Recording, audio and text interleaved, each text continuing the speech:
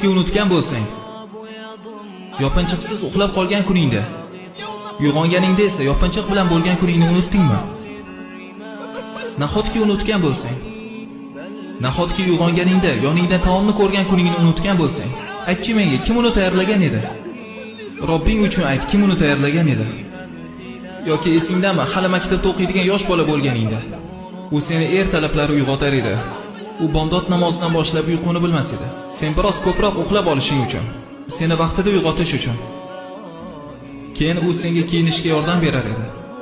Keyin uydan chiqqaningda esa u seni qoldirmas edi. Qoldirmas edi. U eshikning oldida turib kutib turar edi.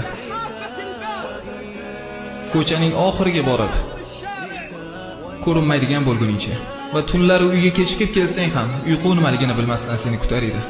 Nahotki bularni unutgan bo'lsang. Qo'l ushlashib yurishga emasman havas. Qalbimni ushlasa kifoya menga.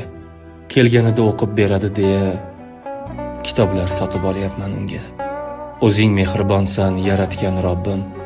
Aytar bir o'tinchim bordir o'zingga. Loyiq bo'lmasamda ne'mat bo'laroq Robbim muslima yor nasib et menga.